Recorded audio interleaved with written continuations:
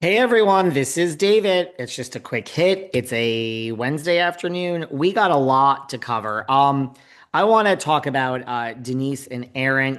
I really do feel that the magnitude of this, not that we need to compare it to anything, but the magnitude of this and the he said, she said, what really happened, changing by the day.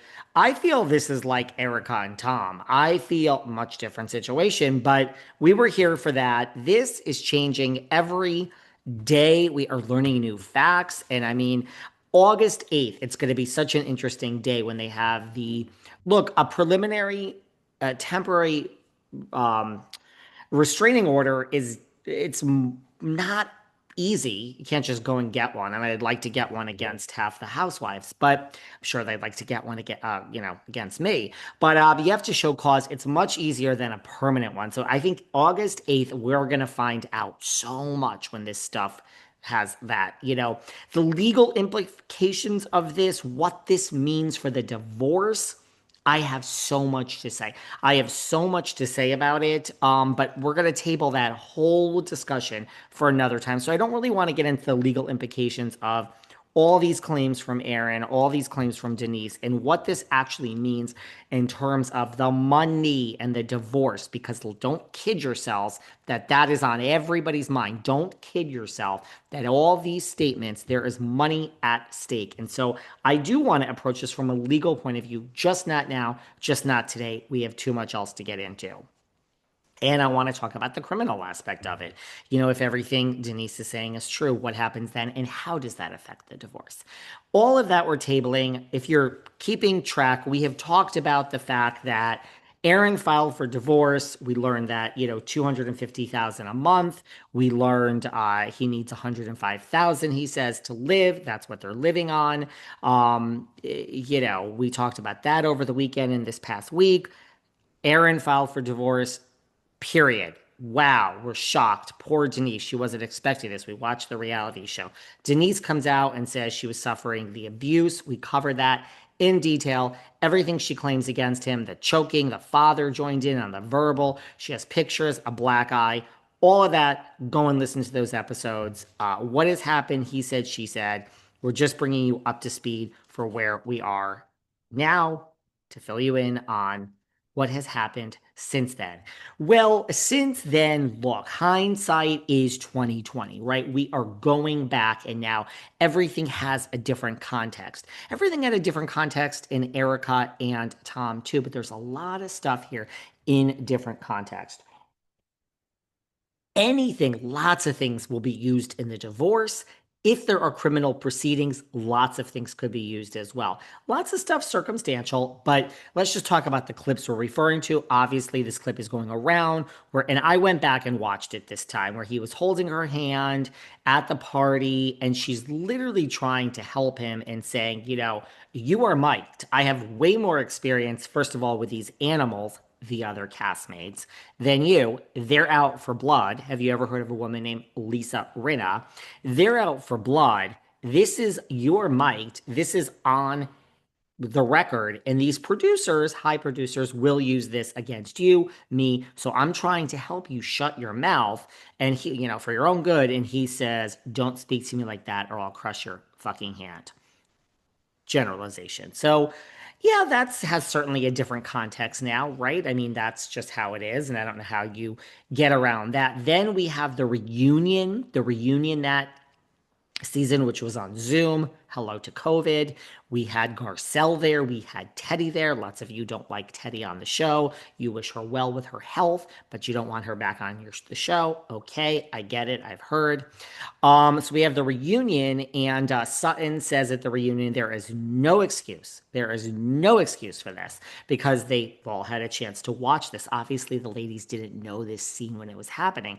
Garcelle says she's shocked. She didn't know what was happening when she watched the scene. She was quiet. Teddy is speechless. Erica's speechless. Kyle. So the women were not okay with this at the time. At the time, the women were not okay with this. And they did talk about this. So everyone go back and watch that. That's the third thing. that I think we're kind of gaining from this. What else is coming forward? So again, Denise knew how the women were, and she was trying to help him. Now we don't know how this was edited, but still, when you say you're going to crush someone's hands, I don't know how else you can take it. So all of this is resurfacing. And all past actions and lots of stuff on Beverly Hills will resurface in the criminal case, if there is one. We'll find out so much more on August 8th. And in the divorce, those two trains don't necessarily meet in the state of California, but they could meet. I've done some research. I've spoken to my legal counsel. I'm going to speak to them again before we do that. Not my legal counsel, like I have anything to be afraid of, but again, haven't practiced law in decades. I went to people that are currently practicing it to say, how are these two trained? I think people are really confusing things. And yeah, there's no excuse to ever lay your hands on someone if he did this, but man, there is a divorce and there are tactics and we cannot look at this in a vacuum. We have to just keep that in the back of our mind. TBD, put it on the side. We'll get back to the legal stuff. Brandi Glanville, how is that going to affect this? Well, we're about to get into that. But this has resurfaced. I don't know if you have seen this. Miss Glanville, apparently an insider, spoke to OK Magazine on behalf of Miss Glanville. Looking back at that scene, crushing the hand, looking back at the reunion, we also have to look back at Brandi before we get into allegedly how she's feeling. It really takes on a different tone now, doesn't it? Denise denied, denied, denied. Rinna said, oof, you're so angry.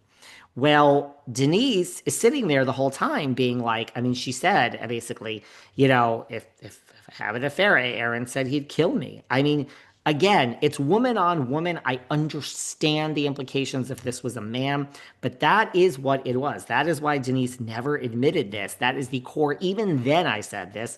You're basically accusing the woman of having an affair, and that's basically accusing her of infidelity on her husband. Man, woman, animal. Well, animal's illegal. She would be arrested. That's a whole nother issue.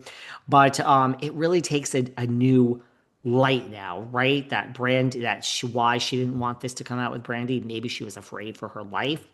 Well, Brandi still feels she's done wrong by Denise, but an insider, it's always an insider, apparently has spoken to OK Magazine and said that Brandi has a soft spot for Denise. Well, I mean, she gave you good sex, Miss Glanville. I'm sure you do. But I have a soft spot for Denise. I have a soft spot for Glanville. But Brandi apparently has a soft spot for Denise. And she's very saddened to hear this news. She's not surprised. She's not surprised. We slept together and she did me wrong. And she's not saying this is karma, Denise, but Brandi apparently, according to and I'm not talking about the abuse, but Brandi apparently is saying to people, if you bed hop and you are cheating on your husband, like you did with me, we had an affair, Denise, or not an affair, but we had one night together that was hot and steamy. Maybe it was an afternoon, maybe it was an